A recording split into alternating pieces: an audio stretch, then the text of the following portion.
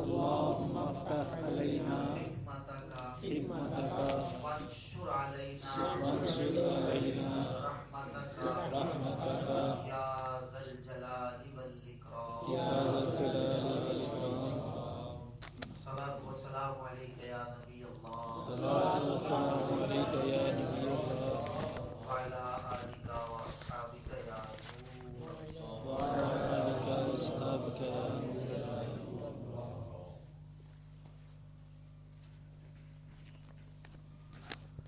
حضور سید عالم نور مجسم صلی اللہ علیہ وآلہ وسلم کی محبت یہ متاع ایمان ہے. نبی پاک صلی اللہ علیہ وسلم کی محبت ہر چیز سے بڑھ کر ایک مسلمان کے لیے ہونا لازم و ضروری ہے. بلکہ ایمان اسی محبت رسول ہی کا نام ہے. جس کے دل میں جتنی زیادہ حضور جانے جانا صلی اللہ علیہ وسلم کی محبت ہوگی وہ اسی قدر کامل الایمان مومن ہوگا. اور جس کا سینہ نبی پاک صلی اللہ علیہ وسلم کی محبت سے خالی ہو وہ گویا کہ ایمان سے ہی خالی سینہ ہے. مسلمانوں کے اندر شروع سے ہی نبی پاک صلی اللہ علیہ وسلم کی محبت موجزن رہی ہے. جس خطے میں ہم رہ رہے ہیں پارٹیشن سے پہلے یعنی تقسیم ہند سے پہلے یہ سارا خطہ بر عظیم پاک و ہند کہلاتا تھا، بر صغیر کہلاتا تھا.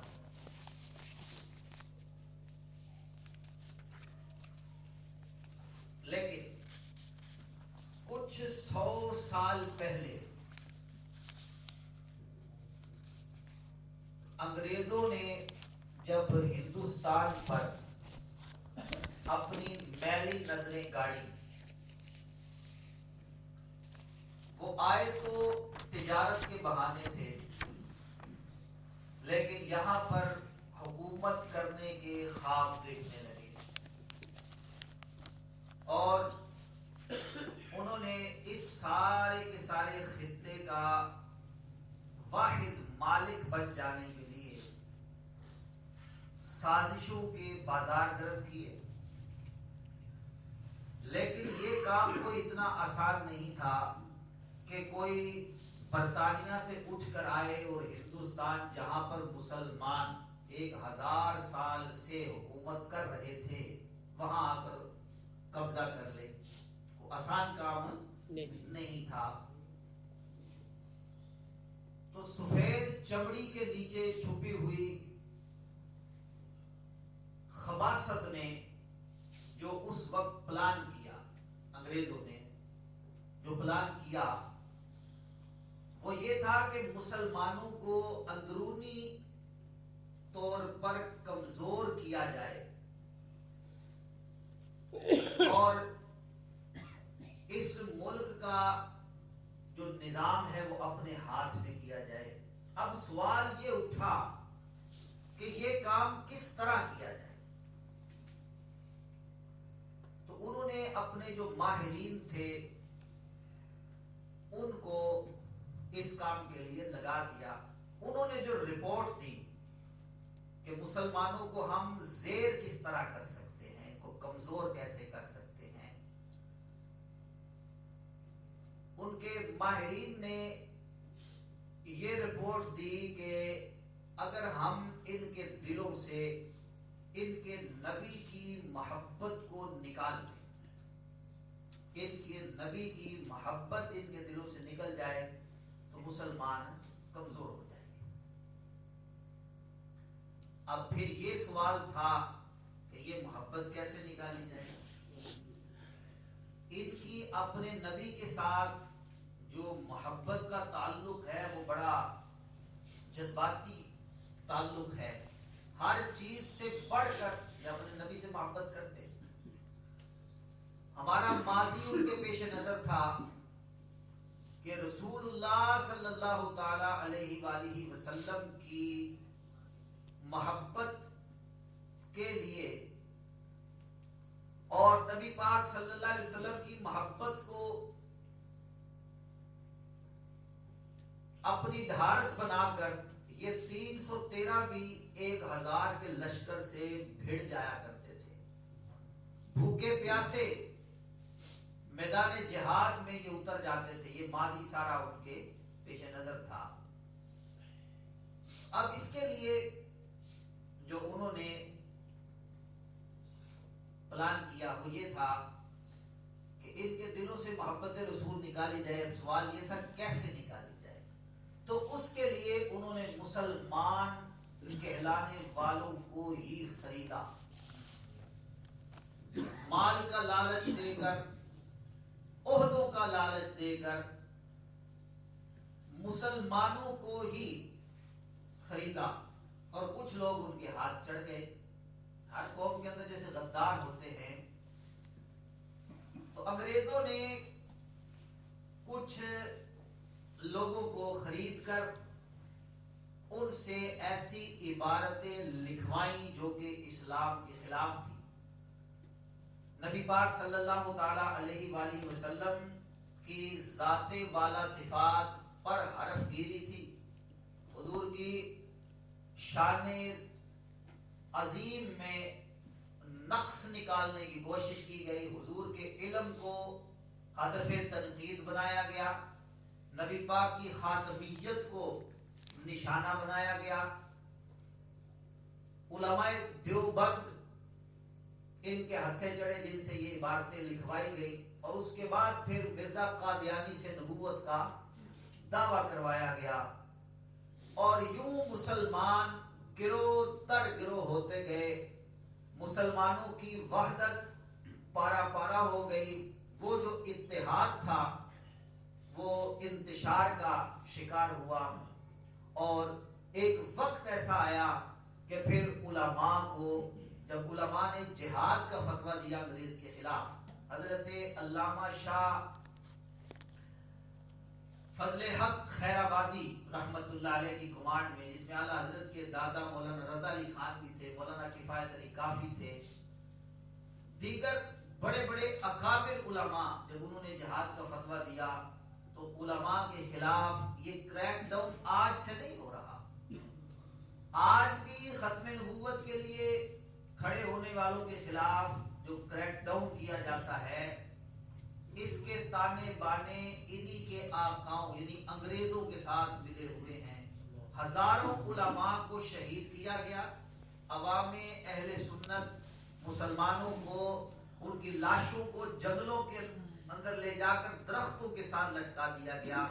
ایک انگریز نے اپنی کتاب میں لکھا ہے، وہ رپورٹ جب اس نے اس کی تیار کی، وہ کہتا ہے کہ اس واقعے کے بعد 1857 کا جو غدر کا واقعہ پیش آیا، کہتے اس کے بعد اس نے آ کر وزٹ کیا ہندوستان کا.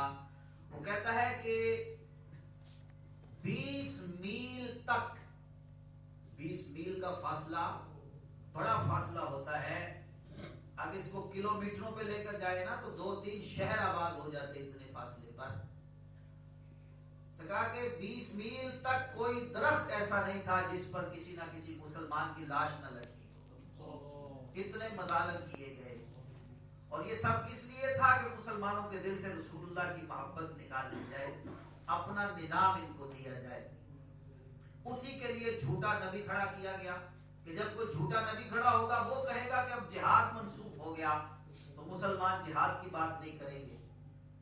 اگر کوئی جھوٹا نبی ہم تیار کرنے میں کامیاب ہو جاتے ہیں تو اس سے اپنی مرضی کے احکام بھی اس کی زبان سے نکلوا سکتے ہیں. تو لہذا یہ ساری کی ساری پلاننگ کی گئی.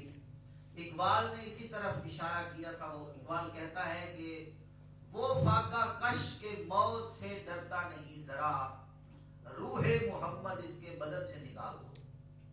بے جان ہو جائے گا جب رسول اللہ کی محبت نکل جائے گی. آج مسلمان جس ذلت کا شکار ہے یہ اسی کا ہی شاخسانہ ہے کہ رسول اللہ کی محبت دلوں سے نکال لی گئی ہے. نبی پاک کی محبت جو کہ ہر چیز سے بڑھ کر تھی، اب اس کو ثانوی بلکہ ثانوی سے بھی نیچے کا درجہ دے دیا گیا ہے. لوگ اپنے دو ٹکے کے مفاد کے لیے رسول اللہ صلی اللہ علیہ وسلم سے بے وفائی کے لیے تیار ہو جاتے ہیں. صرف اپنے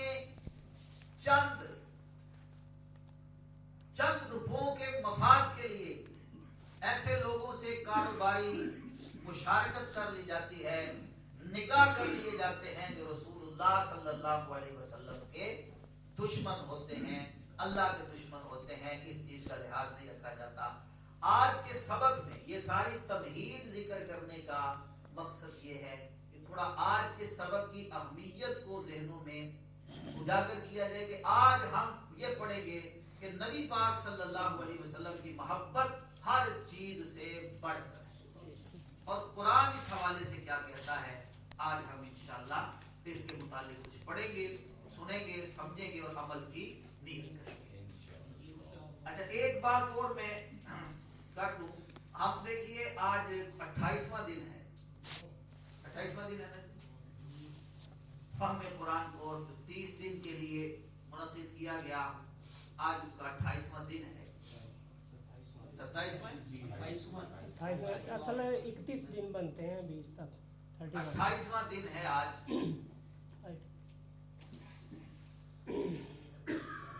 قرآن مجید فرقان حمید کے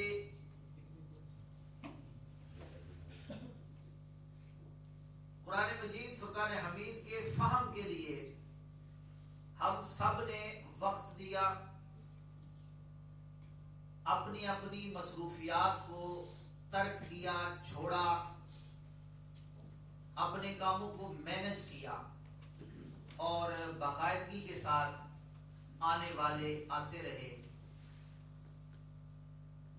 یاد رکھیے کہ فہم قرآن کے کچھ آداب ہیں. فہم قرآن کے ان آداب کا جب تک لحاظ نہ رکھا جائے تو قرآن اپنا فہم حاصل کرنے والوں پر اپنا فہم نہیں کھولتا. یہ ذہن تو شروع میں یہ تھا کہ اس پر ایک پورا لیکچر دیا جائے، لیکن وقت کی قلت کے باعث ہم اس کو مکمل ان آداب کو جو کہ علماء نے علوم القرآن کی کتابوں میں لکھے ہیں اس کو پورا تو ہم بیان نہیں کر سکے، لیکن اس میں ایک ادب یہ ہے، یہ ذہن میں رکھیے اور ہمیں سب کو غور کرنا چاہیے. ہم نے پورا مہینہ دیا ہے اس کے لیے، اب آگے بھی ارادہ یہی ہوگا کہ قرآن کا مزید فہم حاصل کریں. یہ تو سمجھ لیں کہ ہم نے سمندر سے گویا ایک قطرہ لیا ہے، ایک قطرہ لیا ہے، اس میں بھی کس کو کتنا فہم ہوا وہ ہر کوئی اپنے آپ کو جانتا ہے. من آنم کے من دانم، بندہ اپنے آپ کو بخوبی جانتا ہے کہ وہ کیا ہے، کس کو کتنا فہم ملا اور کون یہاں آ کر ہر کوئی دیکھ لے کون خالی کا خالی رہا اور کس کا پیالہ بھر گیا ہے. ایک ادب جو بڑا اہم ہے، ضروری ہے، اس کا میں ذکر کر دوں. علماء نے لکھا ہے کہ فہم قرآن کسی کو اس وقت حاصل ہوتا ہے کہ جب اس کا ارادہ ہو کہ میں نے قرآن کو سمجھ کر اس پر عمل کرنا ہے. قرآن کو سمجھ کر مجھے جب سمجھ آ جائے کہ اللہ تبارک و تعالیٰ نے یہ فرمایا ہے، یہ کرنے والے کام ہیں، یہ نہ کرنے والے کام ہیں، کرنے والے کاموں کو کرنا ہے، نہ کرنے والے کاموں کو ترک کر دینا ہے، نہیں کرنا. اور اصل مدعا بھی یہ ہے، یہ کوئی علمی عیاشی کے لیے یہ فہم قرآن کورس کا انعقاد نہیں ہوا کہ علمی موشگافیاں یہاں پر بیان کی جائیں، علم کی دھاک بٹھائی جائے، آنے والے آئیں اور جو انعام لکھے ہیں ان کے لیے حصول کے حصول کے لیے کوشش کریں اور چلتے بڑھیں. نہیں، اصل مدعا کیا ہے؟ قرآن کتاب ہدایت ہے، ہدی للمتقین، یہ متقین کے لیے ہدایت ہے. تو ہدایت جب ہے تو ہدایت نام ہے بدل جانے کا، ہدایت نام ہے کسی کی اصلاح ہو جانے کا. تو قرآن اپنے فہم کے دروازے اس بندے کے لیے صحیح معنوں میں کھولتا ہے جو اس پر عمل کرنے کا ارادہ رکھتا ہے، جس کے ذہن میں یہ ہو کہ میں نے عمل کرنا ہے. تو آج کے درس میں، آج کے سبق میں جن آیات کا انتخاب ہے، بات ایک ہی ہے کہ رسول اللہ صلی اللہ علیہ وسلم کی محبت ہر چیز سے بڑھ کر ہے. اس بات پر اب ہم نے عمل کرنا ہے. تو یہ بات سمجھنے والی، جو لکھوانے والی چیز ہوگی، میں خود آپ کو کہہ دوں گا کہ اب آپ اس کو لکھ لیں، بقیہ کو سنیں، سمجھیں کہ قرآن کیا کہتا ہے. سورہ مجادلہ کی آخری یعنی 22ویں آیت ہے میرے پیش نظر. بڑی تفصیل کے ساتھ اس میں اللہ تبارک و تعالیٰ کا حکم ہے. جب یہ نمبر سورت آپ نے لکھ لیا، اب پوری توجہ کے ساتھ آپ ادھر توجہ کو مبذول کریں. اللہ تعالیٰ فرماتا ہے لا تجد قوما یؤمنون باللہ والیوم الآخر یوادون من حاد اللہ ورسولہ ولو كانوا آباءهم او ابناءهم او اخوانهم او عشیرتهم. تم ایسے لوگوں کو نہیں پاؤ گے، نبی کریم صلی اللہ علیہ وآلہ وسلم سے خطاب ہے، تم ایسے لوگوں کو نہیں پاؤ گے جو اللہ اور آخرت کے دن پر ایمان رکھتے ہیں. تم ایسے لوگوں کو نہیں پاؤ گے، یعنی ایسا ہو ہی نہیں سکتا کہ جو اللہ اور آخرت کے دن پر ایمان رکھتا ہو تو وہ ان لوگوں سے دوستی کرے جنہوں نے اللہ اور اس کے رسول سے مخالفت کی. ایسا ہو ہی نہیں سکتا کہ جو اللہ پر اور آخرت پر ایمان رکھتا ہو تو وہ ایسے لوگوں سے دوستی کرے جو اللہ اور اس کے رسول کے دشمن ہیں. وَلَوْ كَانُوا آبَاءَهُمْ أَوْ أَبْنَاءَهُمْ أَوْ إِخْوَانَهُمْ أَوْ عَشِيرَتَهُمْ، اگرچہ وہ ان کے باپ یا ان کے بیٹے یا ان کے بھائی یا ان کے خاندان والے ہوں.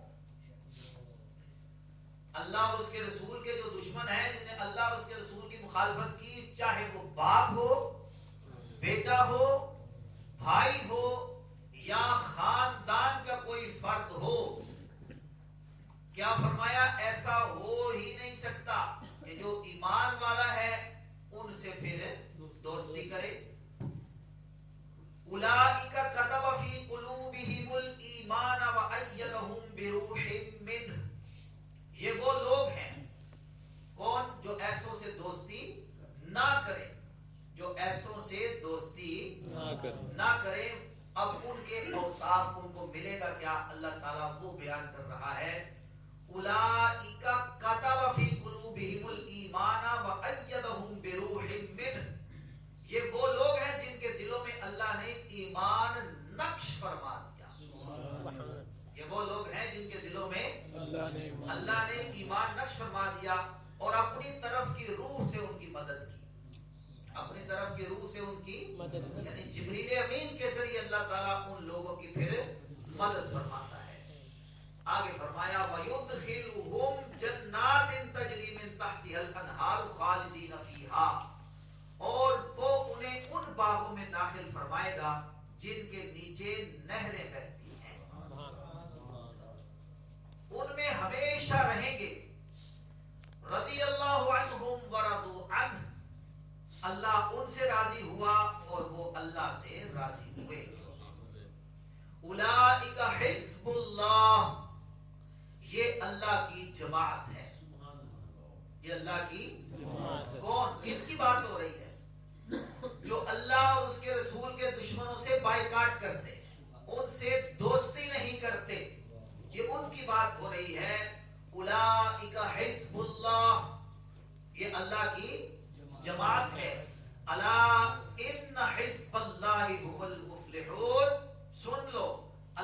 کی جماعت ہی کامیاب ہے، سبحان اللہ، اللہ کی جماعت ہی کامیاب ہے۔ یہ آیت کریمہ آپ حضرات نے سن لی۔ اس آیت مبارکہ سے کیا پتہ چلا؟ اب وہ سنیے، اس آیت کریمہ میں صاف فرما دیا کہ جو اللہ و رسول عز و جل و صلی اللہ تعالی علیہ وآلہ وسلم کی جناب میں گستاخی کرے، مسلمان اس سے دوستی نہیں کر سکتا۔ مسلمان اس سے دوستی نہیں کر سکتا، ہو ہی نہیں سکتا کہ مسلمان اس سے دوستی کرے، جس سے واضح طور پر ثابت ہوا کہ جو اس سے دوستی کرے وہ مسلمان نہ ہوگا۔ جو اس سے دوستی کرے، جو اللہ اور اس کے رسول کی جناب میں گستاخی کرے، ان سے دوستی کرنے والا مسلمان نہیں، سمجھ رہے میری بات کو؟ مسلمان نہیں ہو سکتا۔ پھر اس حکم کو آپ دیکھیے کہ مطلقاً عام رکھا گیا ہے، قطعاً اللہ تعالیٰ نے اس حکم کو عام رکھا ہے۔ مطلب کیا ہے کہ مسلمان کبھی گستاخ سے دلی دوستی نہ کرے گا، خواہ اس کا باپ ہو، بیٹا ہو، یا دوست ہو یا رشتہ دار ہو۔ حقیقی مسلمان وہ ہے جو ان سے گستاخی کی بنا پر تعلق توڑ دے، گستاخی کی بنا پر تعلق کو توڑ دے۔ یہ کس کے لیے لازم ہے؟ مسلمان لازمی طور پر یہ کرے گا، اور یہ خبر کون دے رہا ہے؟ اللہ تعالیٰ دے رہا ہے خبر کہ ہو ہی نہیں سکتا۔ فرمایا لا تجد قوما یؤمنون باللہ وبالیوم الآخر یوادون من حاد اللہ، تم ایسی قوم کو ہرگز نہ پاؤ گے جو اللہ اور آخرت پر ایمان رکھتی ہے، وہ ان لوگوں سے دوستی کرے جو اللہ اور اس کے رسول کے دشمن ہیں۔ ایسا ہوگا ہی نہیں۔ پھر آپ اہتمام دیکھیے اس آیت کریمہ میں جو اللہ تبارک و تعالیٰ نے فرمایا، اہتمام دیکھیے، مولا تبارک و تعالیٰ عز جلالہ کا اتنا فرمانا ہی مسلمان کے لیے کافی تھا کہ جو اللہ اور اس کے رسول کے دشمن ہیں ان سے دوستی نہ کرو۔ ایسا نہیں ہو سکتا کہ ان سے وہ دوستی کرے۔ جو اللہ اور اس کے رسول کے دشمن ہیں مسلمان ان سے دوستی نہ کریں، نہیں کر سکتے، یہ فرمانا ہی کافی تھا۔ مگر دیکھو اللہ تبارک و تعالیٰ بندوں کو اپنی رحمت کی طرف بلاتا ہے، کیونکہ وہ کریم ہے، وہ اپنے بندوں کو اپنی رحمت کی طرف بلاتا ہے، اپنی عظیم نعمتوں کا لالچ دلواتا ہے کہ اگر اللہ و رسول عز و جل کی صلی اللہ علیہ وسلم کی عظمت کے آگے تم نے کسی کا پاس نہ کیا، کسی کا لحاظ نہ رکھا، جیسے حضرت ابوبکر صدیق نے نہیں رکھا تھا، تو مقام کیا ملا؟ لیکن حضرت ابوبکر صدیق کے بیٹے ایمان لے آئے تو ایک مرتبہ ذکر کرنے لگے کہ فلاں جنگ کے موقع پر آپ میری تلوار کی زد میں اتنی مرتبہ آئے تھے، میں نے آپ کو صرف اس لیے چھوڑ دیا کہ آپ میرے باپ ہیں، آپ میرے والد ہیں، اس لیے میں نے چھوڑ دیا۔ حضرت سیدنا امیر المومنین صدیق اکبر رضی اللہ تعالی عنہ وارضاہ نے فرمایا کہ تو نے تو مجھے چھوڑ دیا اس لیے کہ میں تیرا باپ ہوں، لیکن رب کعبہ کی قسم اگر تو میری تلوار کی زد میں ایک مرتبہ بھی آ جاتا تو میں تجھے نہ چھوڑتا اور تیرا سر تن سے جدا کر دیتا کہ تو رسول اللہ صلی اللہ علیہ وسلم کے دشمنوں کی طرف سے لڑنے کے لیے آیا اور رسول اللہ کا دشمن بن کے آیا تھا، میں تیری گردن کو اڑا دیتا۔ اب کوئی کہے گا کہ صحابہ نے صرف یہ کہا ہے کیا نہیں، تو جناب والا کیا بھی ہے۔ حضرت فاروق اعظم رضی اللہ تعالی عنہ نے اپنے ماموں کو بدر کے میدان میں قتل کیا ہے، حضرت ابو عبیدہ بن جراح نے اپنے دادا کو قتل کیا۔ کس بنا پر؟ दाता को।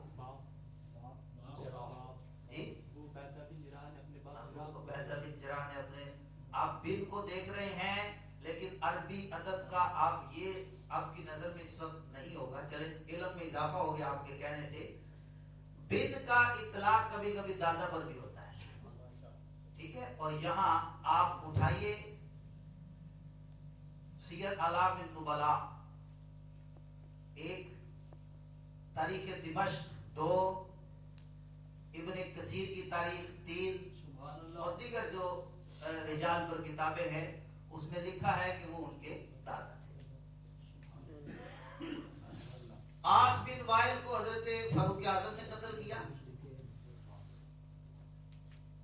बल्कि 2 सहाबी थे, उन्होंने तो अपनी माँ को कत्ल किया कि उसने रसूलुल्लाह की शान में गुस्ताखी की थी।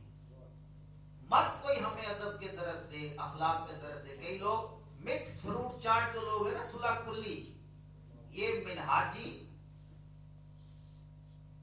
वो आप मेरे बड़े खास लोग हैं, और भी कई लोग हैं जो सुलह कुल्ली, किसी को कुछ ना कहो। चले वो आखिर में बात करते हैं, पहले मैं इस बात को पूरा कर लूं।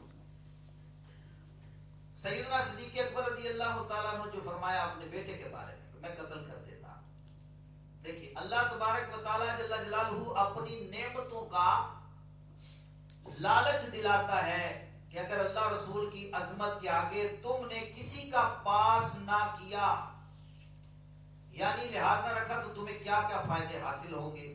क्या फायदे होंगे? जो इस आयत करीमा में बयान किए गए 7 अल्लाह तबारक व तआला ने फायदे बयान किए हैं कि अगर तुम अल्लाह और उसके रसूल के दुश्मनों से कतई ताल्लुकी करते हो और उनको छोड़ देते हो, जिस तरह मक्खन से बाल निकालकर फेंक दिया जाता है, तुम यही अमल करते हो तो मिलेगा क्या?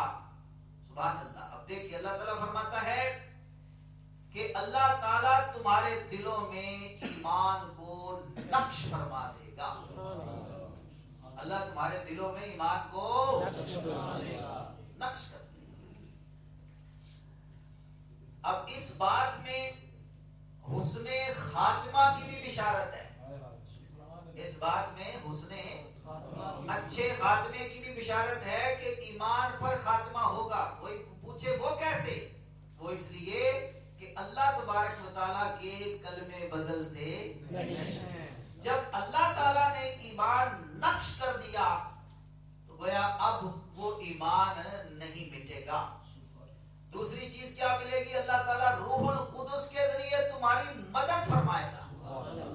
जिब्रील को इस ड्यूटी पर लगा देगा कि वो उस बंदे की मदद करे जो अल्लाह और उसके रसूल के दुश्मनों के साथ कतई ताल्लुक करता है। नंबर 3 फरमाया तुम्हें हमेशगी की जन्नतों में ले जाएगा जिसके नीचे नहरें बह रही हैं। हमेशा हमेशा की जन्नत, फरमाया अल्लाह तुम्हें वहां ले जाएगा। चौथे नंबर पर फरमाया तुम खुदा के गिरोह कहलाओगे, तुम अल्लाह की जमात कहलाओगे। उलाइका हिज़्बुल्लाह, फरमाया तुम अल्लाह की जमात कहलाओगे, तुम अल्लाह तबारक व तआला का गिरोह कहलाओगे, खुदा वाले हो जाओगे। 5वें नंबर पर फरमाया मुंह मांगी मुरादें पाओगे। इधर मुंह से निकला उधर पूरी हुई, बल्कि उम्मीद, ख्याल और गुमान से करोड़ों दर्जे ज्यादा अल्लाह तबारक व तआला तुम्हें अता फरमाएगा। 6वें नंबर पर फरमाया सबसे ज्यादा ये कि अल्लाह तुमसे राजी होगा। अल्लाह तुमसे राजी होगा। और उससे भी आगे का दर्जा देखिए कि अल्लाह ताला फरमाता है मैं तुमसे राजी, तुम मुझसे राजी। बंदे के लिए इससे जायद क्या नेमत होगी कि उसका रब उससे राजी हो। मगर इंतहाए बंदा नवाजी देखिए कि फरमाता है कि अल्लाह उनसे राजी और वो अल्लाह से राजी, वो अल्लाह से राजी हो जाए। ईमान से कहिए, जितने आप बैठे ईमान से, अगर किसी आदमी की करोड़ जाने हो, इतनी और सारी की सारी इन अजीम दौलतों पर निसार कर दे, یہ جتنی اللہ تعالیٰ نے بیان کی ہیں، کروڑ جانے ہوں ان دولتوں پر نثار کر دے،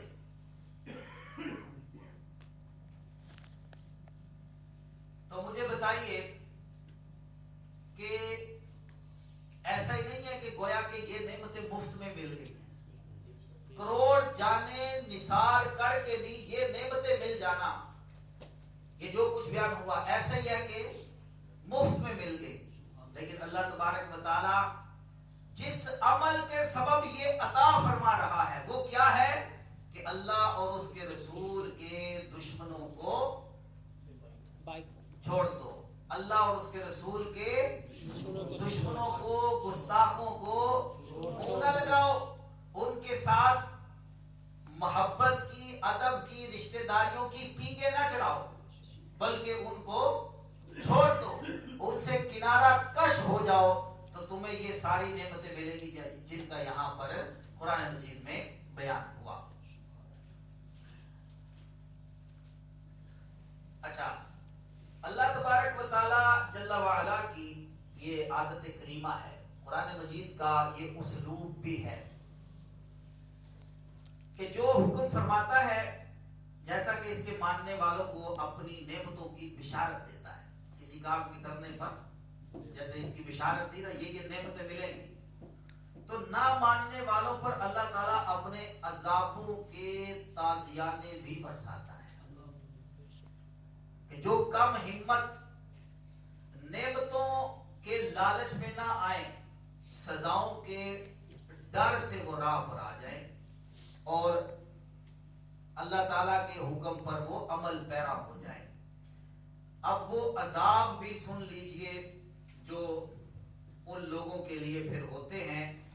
اب یہ تو ایک رخ تھا نا، اب تصویر کا ذرا دوسرا رخ، سورہ توبہ کی آیت نمبر 23، سورہ توبہ آیت نمبر 23 میں اللہ تبارک و تعالی جل جلالہ اپنے عذاب کا کوڑا ان لوگوں کے لیے بیان کرتا ہے کہ جو نبی پاک صلی اللہ تعالی علیہ وآلہ وسلم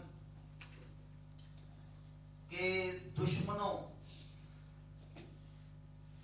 اور گستاخوں کے ساتھ محبت کا، مودت کا کوئی رشتہ قائم کرتے ہیں۔ یا ایھا الذین آمنوا لا تتخذوا آباءکم واخوانکم اولیاء ان استحبوا الکفر علی الایمان ومن یتولہم منکم فاولئک هم الظالمون۔ فرمایا اے ایمان والو، اپنے باپ اور اپنے بھائیوں کو دوست نہ بناؤ، اپنے باپ اور اپنے بھائیوں کو دوست نہ سمجھو، نہ بناؤ اگر وہ ایمان کے مقابلے میں کفر کو پسند کریں، اگر وہ ایمان کے مقابلے آوازیں دھیمی کیوں ہو گئی آپ کی؟ حکم الہی ہے، اس پہ عمل کرنا ہے، ہمیں قرآن کی دولت لینی ہے نا، حافظ دولت ملے گی اس کو۔ یہ دیکھیں ایک تو آپ علوم القرآن ہم نے پڑھے وہ تو سمجھا نا، قرآن کو سمجھنے کے ضابطے کیا ہیں، احکام تو اب آ رہے ہیں۔ تو پہلا حکم ہی ذرا محبت مصطفیٰ جو اصل ایمان ہے سن لیجئے، کیا فرمایا اے ایمان والو، ایمان والے نا سارے، حکم دیکھیے قرآن کیا کہہ رہا ہے، اے ایمان والو اپنے باپ اور اپنے بھائیوں کو دوست نہ بناؤ، دوست نہ سمجھو اگر وہ ایمان کے مقابلے میں کفر کو پسند کریں، ایمان کے مقابلے میں کفر کو پسند کریں، کفر کو پسند کریں، اور تم میں جو کوئی ان سے دوستی کرے گا تو وہی ظالم ہے، وہی ظالم ہے۔ سورہ ممتحنہ اس کی آیت نمبر 1 سے 3 تک جو احکام بیان کیے گئے ہیں ذرا وہ بھی سن لیجئے۔ 28واں پارہ ہے نا جی،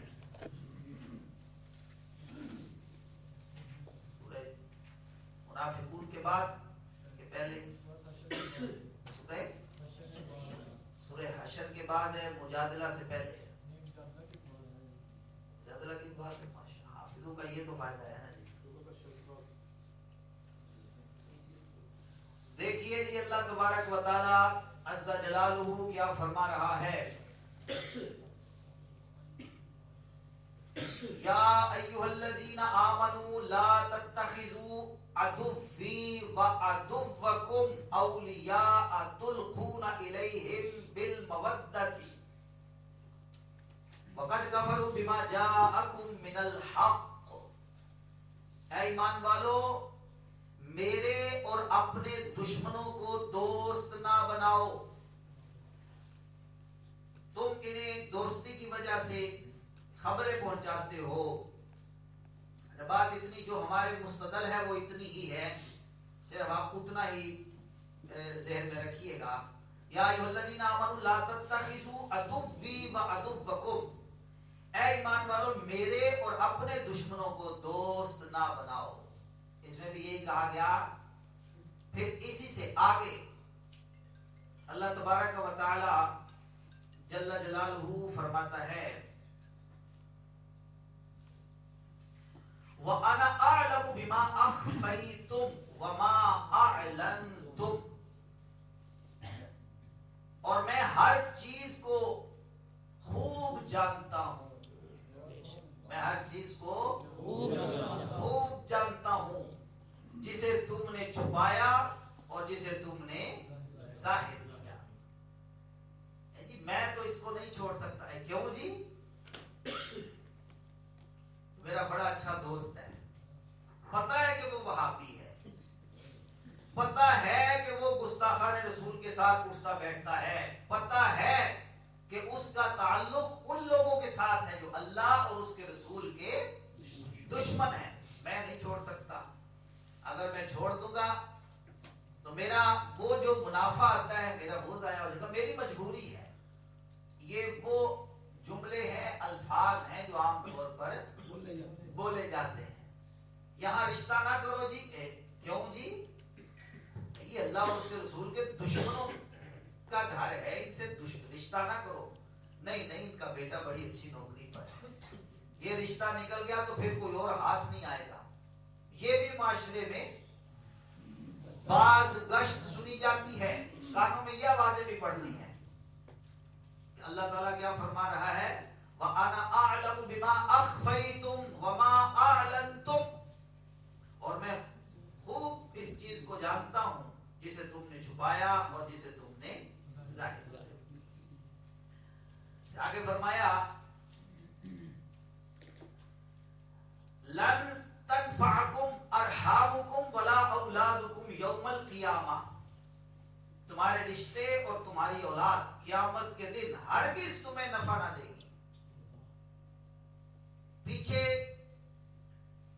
جو سیاق میں جائیں گے نا، پیچھے تو بات کہاں سے شروع ہوئی تھی؟ اے ایمان والو میرے اور اپنے دشمنوں کو دوست نہ بناؤ۔ اگر بنا بھی لیا تو فرمایا یہ تمہیں قیامت والے دن کوئی فائدہ نہ دے گی، یہ تمہیں نفع نہیں دے گے۔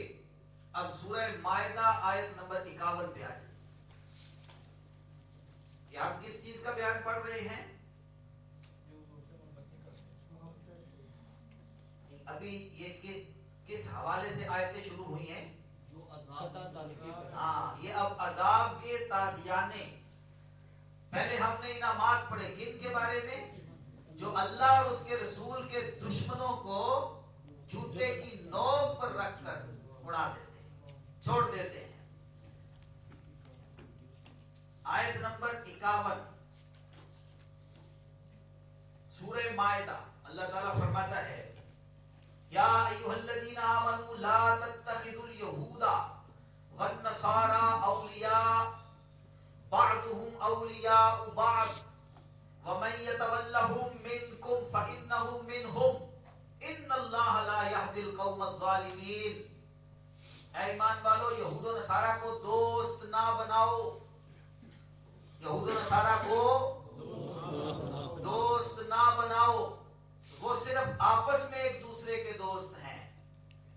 صرف آپس میں ایک دوسرے کے دوست ہیں، اور تم میں جو کوئی ان سے دوستی رکھے گا تو وہ انہی میں سے ہے، وہ انہی میں سے ہے۔ بے شک اللہ ظالموں کو ہدایت نہیں دیتا، اللہ تعالیٰ ظالموں کو ہدایت نہیں دیتا۔ اب یہ جو آیات سنی ہیں ان کے تناظر میں چند باتیں تو سن لیجئے۔ پہلی دو آیتوں میں جو پہلے دو آیتیں بیان ہوئی، سورہ توبہ اور سورہ ممتحنہ،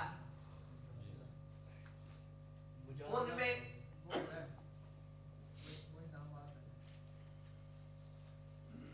پہلی جو دو آیتیں بیان ہوئی ان سے دوستی کرنے والوں کو ظالم و گمراہ فرمایا گیا۔ کیا فرمایا گیا؟ وہ ظالم ہے اور اس آیت کریمہ نے، یہ جو سورہ مائدہ کی آیت ہے، اس آیت کریمہ نے بالکل واضح طور پر فیصلہ فرما دیا اور یہ پیغام سنا دیا کہ جو کوئی ان سے دوستی رکھے وہ بھی ان میں سے ہے، وہ بھی ان میں سے ہے، انہی کی طرح کافر ہے، ان کی طرح کافر ہے، ان کے ساتھ ایک رسی میں باندھا جائے گا، ان کے ساتھ ایک رسی میں باندھا جائے گا۔ اور وہ کوڑا بھی یاد رکھیے کہ ان سے تعلق رکھتے ہو، ملاقاتیں کرتے ہو، اللہ تعالیٰ نے فرمایا میں تمہارے چھپے اور ظاہر سب احوال کو جانتا ہوں۔ اب وہ رسی بھی سن لیجئے جس رسی میں شان اقدس میں گستاخیاں کرنے والوں کو باندھا جائے گا۔ وہ رسی کیا ہے وہ بھی قرآن نے بیان کی ہے۔ 22واں پارہ سورہ احزاب آیت نمبر 57، یہ نوٹ کر لیجئے اور اس کو بھی جا کر قرآن مجید فرقان حمید سے ضرور دیکھا بھی کرے، اور اس کی تفسیر پڑھنے کا موقع ملے تو اس کو بھی پڑھ لیا کرے۔ سورہ احزاب کی آیت نمبر کیا بیان کی ہے؟ 57۔ اللہ تبارک و تعالی عز جلالہ فرما رہا ہے، سنیے، ان الذین یؤذون اللہ ورسولہ لعنہم اللہ فی الدنیا والآخرہ وَأَعَدَّ لَهُمْ عَذَابًا مُهِينًا۔ بے شک جو اللہ اور اس کے رسول کو ایذا دیتے ہیں، تکلیف پہنچاتے ہیں، ان پر دنیا اور آخرت میں اللہ نے لعنت فرما دی ہے، ان پر دنیا اور آخرت میں اللہ نے لعنت فرما دی ہے، اور اللہ نے ان کے لیے رسوا کر دینے والا عذاب تیار کر رکھا ہے۔ اللہ تعالیٰ نے ان کے لیے رسوا کر دینے والا عذاب تیار کر رکھا ہے۔ تو یہ وہ آیت کریمہ، یہ وہ رسی ہے جس میں کن کو باندھا جائے گا؟ گستاخیاں کرنے والوں کو۔ اب یہ دونوں پہلو آپ حضرات نے سن لیے ہیں، سمجھ لیے ہیں۔ قرآن مجید فرقان حمید کی محض یہ آیات نہیں، بہت ساری اور آیتیں ہیں۔ قرآن کا مطالعہ اگر اس حوالے سے کیا جائے کہ قرآن نبی پاک صلی اللہ علیہ وسلم کی محبت کے حوالے سے کیا درس دیتا ہے، تو بندہ پڑھ کر اسی نتیجے پر پہنچے گا کہ سارے کا سارا قرآن ہی نبی پاک صلی اللہ علیہ وسلم کی ذات کے گرد گھومتا ہے، اور قرآن یہی بیان کر رہا ہے۔ مطلب جہاں یہ فرمایا ما آتاکم الرسول فخذوہ وما نہاکم عنہ فانتہوا، جو رسول تمہیں دے وہ لے لو، جس سے منع کرے اس سے رک جاؤ۔ قل ان کنتم تحبون اللہ فاتبعونی یحببکم اللہ، محبوب ان سے فرما دیجیے اگر یہ چاہتے ہیں کہ اللہ ان سے محبت کرے تو پھر ان سے کہہ دیجیے کہ میری اتباع کرو، انعام تمہیں یہ ملے گا، اللہ تمہیں اپنا محبوب بنا لے گا۔ جی اب آپ سارے، میں لفظ وہ بولوں گا جو میرے آقا سیدی اعلیٰ حضرت رضی اللہ تعالیٰ عنہ نے سارے مسلمانوں کے لیے بولے ہیں، اور اعلیٰ حضرت نے خیر خواہی کرتے ہوئے تمہید الایمان میں یہ لفظ لکھے ہیں، اے مسلمان الجان صلی اللہ علیہ وسلم کے امتی انصاف کر. اعلیٰ حضرت کہہ رہے ہیں انصاف کر, غور کر, دیکھ, غور کر اور دیکھ, یہ بہتر ہے یا یہ بہتر ہے. قرآن نے ایک آیت میں یہ 7 چیزیں بیان کر دی. کن کے لیے؟ اگر تم اللہ اور اس کے رسول صلی اللہ تعالی علیہ وآلہ وسلم کے دشمنوں سے کنارہ کر لیتے ہو, انہیں چھوڑ دیتے ہو. اور یاد رکھیے یہ اخلاق کے خلاف نہیں ہے, یہ بات اخلاق کے خلاف نہیں ہے. اخلاق کے 2 پہلو ہوتے ہیں. اخلاق کے ایک جانب رحمت, ایک کیا ہے جانب رحمت, اور دوسرا جانب غضب ہے.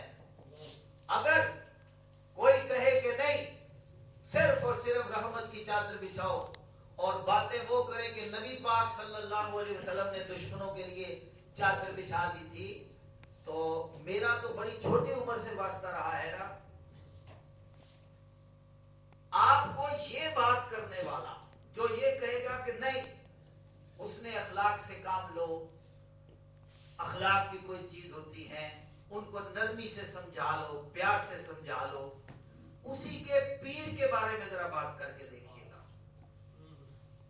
کوئی منہاجی, کوئی بہوی, اور کوئی وہ کہ جو نبی پاک صلی اللہ علیہ وسلم کی ذات کے حوالے سے دل میں نرم گوشہ رکھتا ہے اور یہ کہتا ہے کہ رسول اللہ کے گستاخ, یہ وہابی, یہ دیوبندی یا دیگر کوئی بھی اس کا تعلق کسی بھی طبقے سے ہو, گستاخی کرے, وہ کہتے نہیں ان کے ساتھ تھوڑا نرم. اسی کے پیر کے بارے میں خیر القادری کو کچھ کہہ کے دیکھیے, پھر دیکھیے کیا کرتے.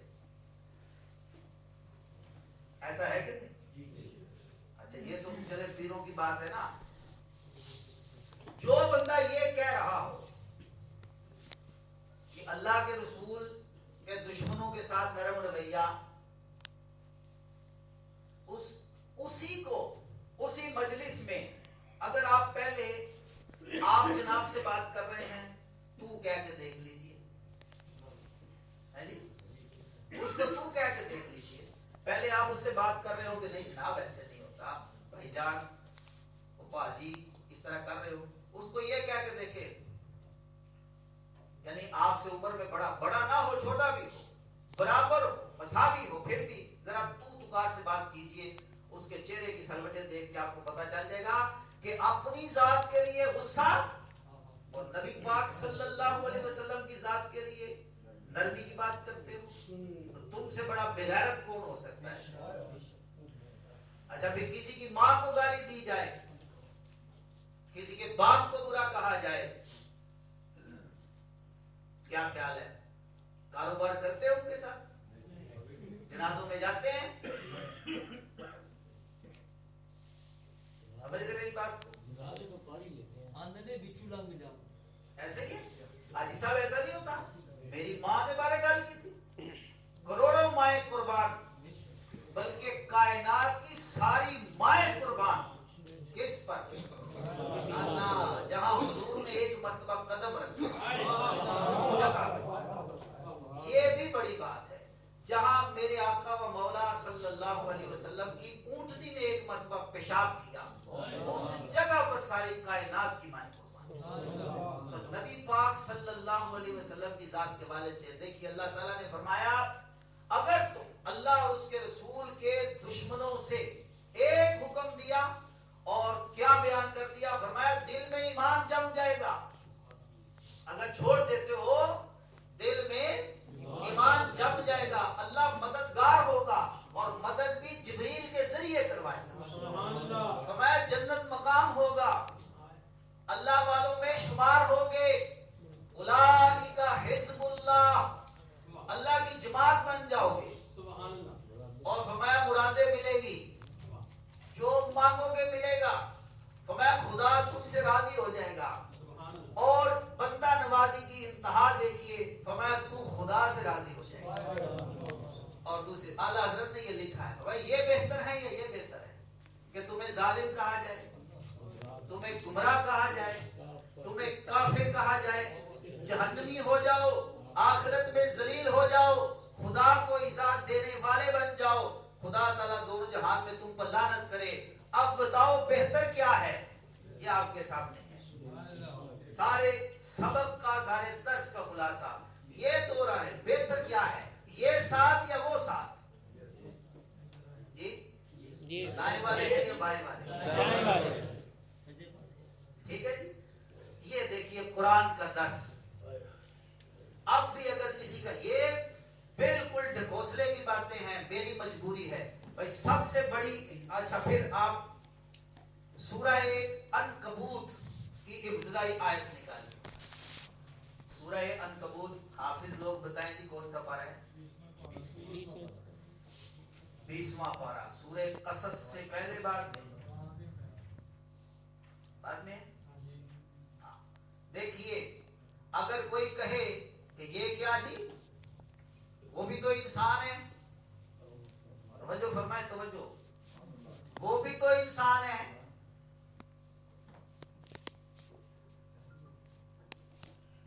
कहते हैं ना, वो भी तो इंसान है, इतना सख्त हुक्म, ये क्या जज्बाती बातें?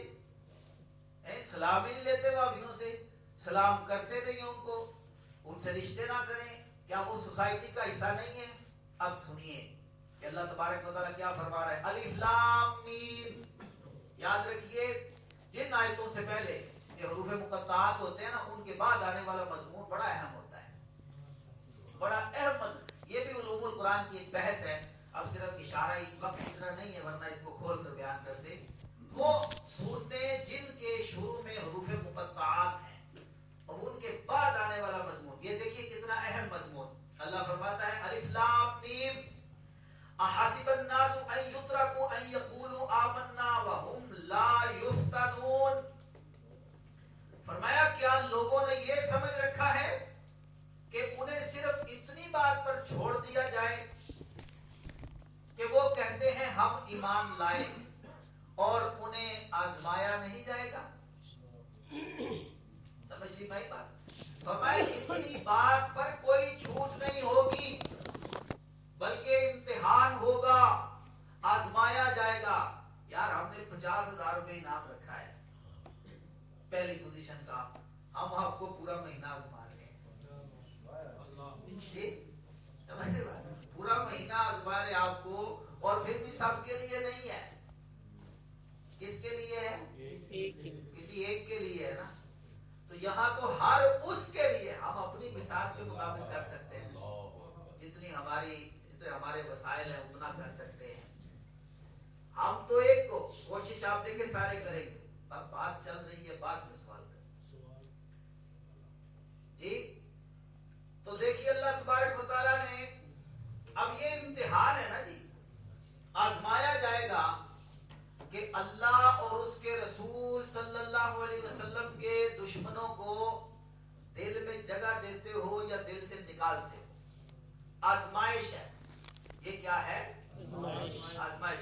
बात ये जो फरमाया ना पीछे आयत गुजरी है कि मैं तुम्हारे छुपे और जाहिर अमाल को जानता हूँ। कई लोग होते हैं, अब जैसे मेरे साथ किसी का ताल्लुक है ना, तो मेरे सामने कहते हैं कि मैं नहीं पाऊंगा, मेरा कोई नहीं, लेकिन मैं सामने ना हूं, यानी जो समझे उस्ताद ना हो, पीर सामने ना हो, या जिसने मना किया है वो अगर मना करे, अब उसके सामने तो ताल्लुक तोड़ा जाए, लेकिन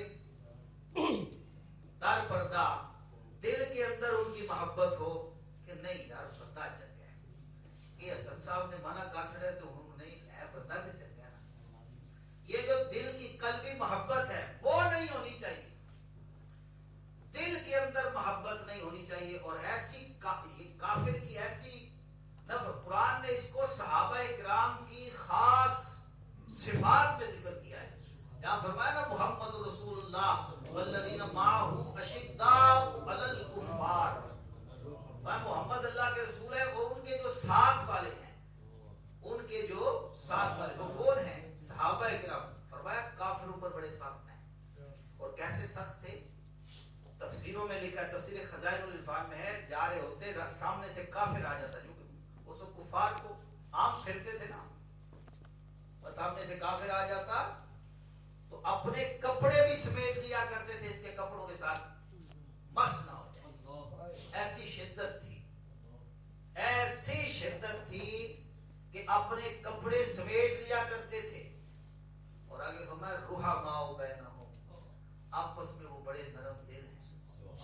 और नरम दिली क्या थी?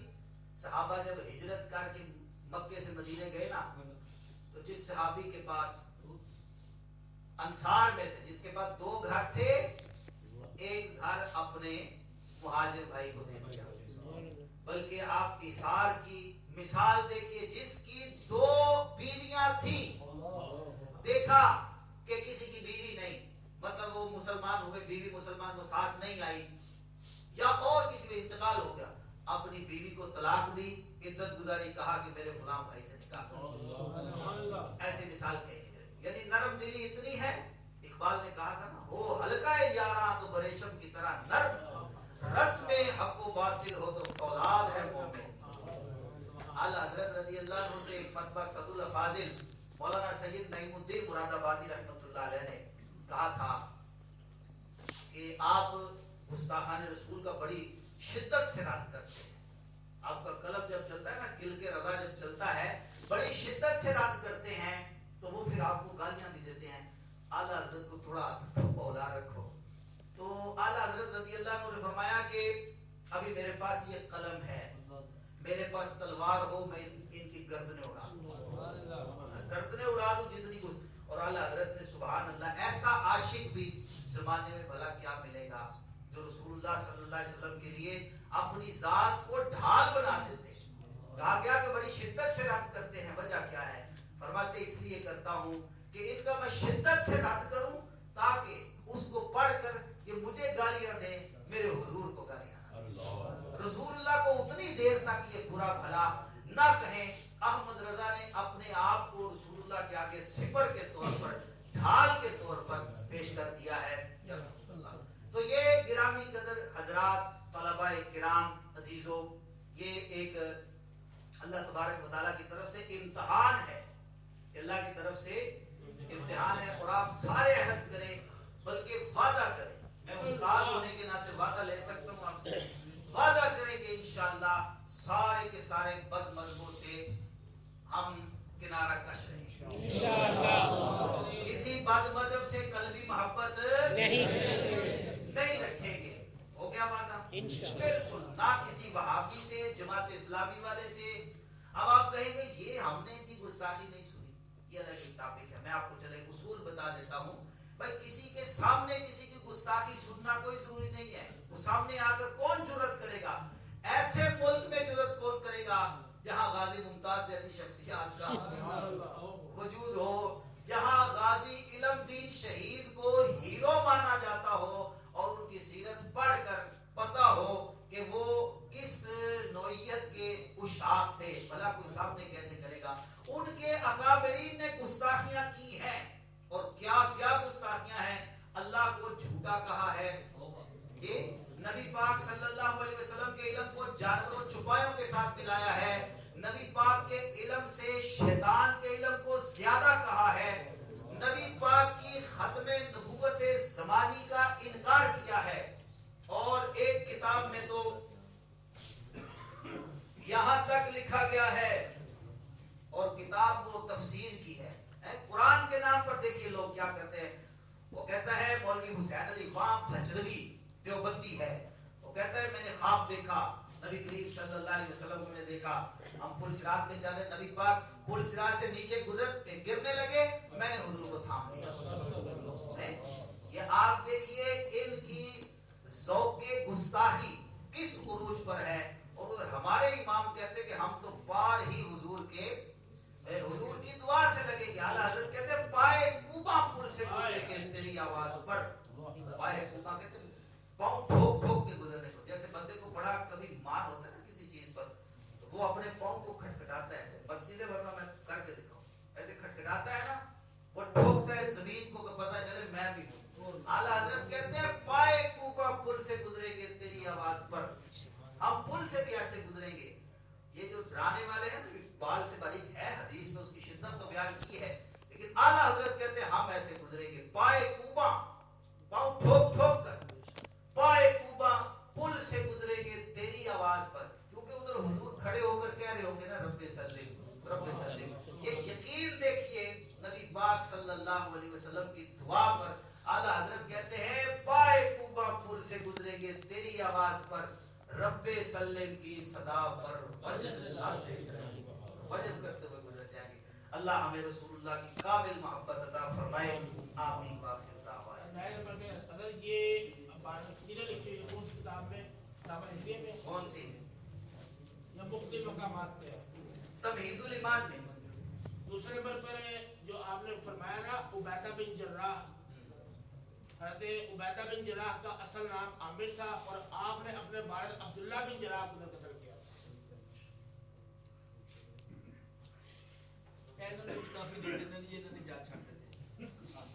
ٹھیک ہے. اچھا یہ جی ایک اور بات پڑھی ہے, میں ایک بات یہ فرق پڑی ہے.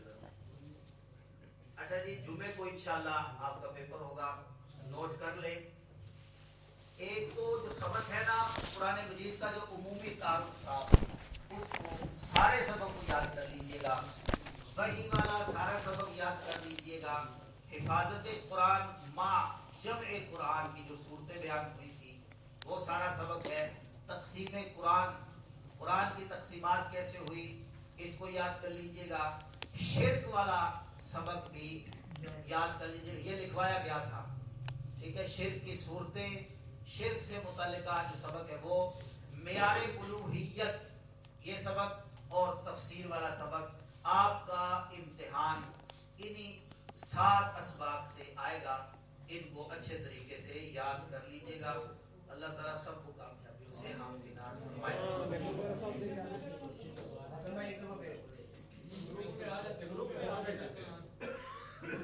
پھر لکھ لیں قرآن مجید کا عمومی تعارف بعضوں کے پاس نہیں ہے. وہی والا سبق, حفاظت قرآن اور اس کے ساتھ ہی جمع قرآن والا. دو سبق 2 دنوں میں پڑھایا گیا تھا. ٹھیک ہے جی, لکھ لیا. تقسیم قرآن, شرک, معیار الوہیت اور تفسیر والا سبق. اچھا یہ انشاءاللہ 23 تاریخ کو جو جلسہ ہے یہ اس کی فلیکس ہے. جو اپنے علاقوں میں ایک ایک لے جائیں.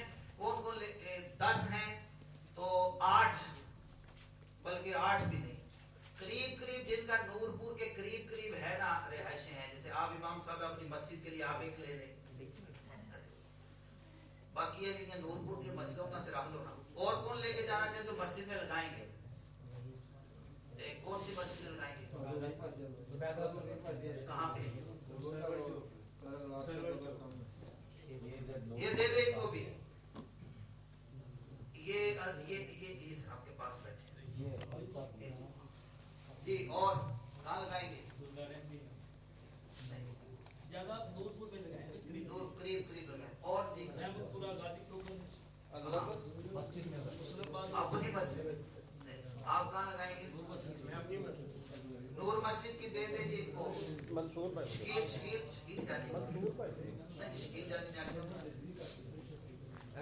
شادی کی خوشی چلا رہی ہے. عابد بھائی کو دے, ڈھکی پہ لگائیں گے. اب لگانا ہے اس پر ڈھکی پہ, صدیق اکبر مدنی. اور جی میرا بخش ان کو دے دیں.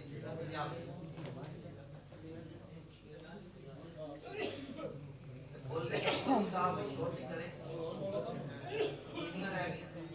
اچھا اس کو لگانا بھی ہے, جاتے لگانا ہے بھائی, دور دور کے لیے. مصطفیٰ جانے رحمت ملا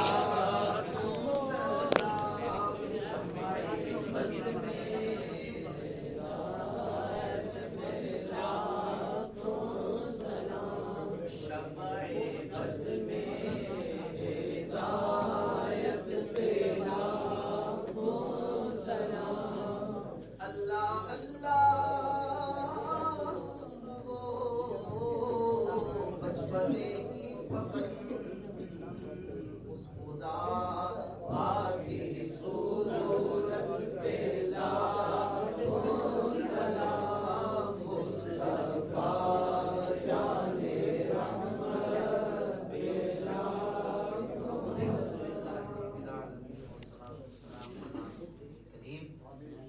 الله عنا محمدا ما وآله ربنا آتنا في الدنيا حسنة وفي الآخرة حسنة وقنا عذاب النار آمين بجاه النبي صلی اللہ علیہ وسلم.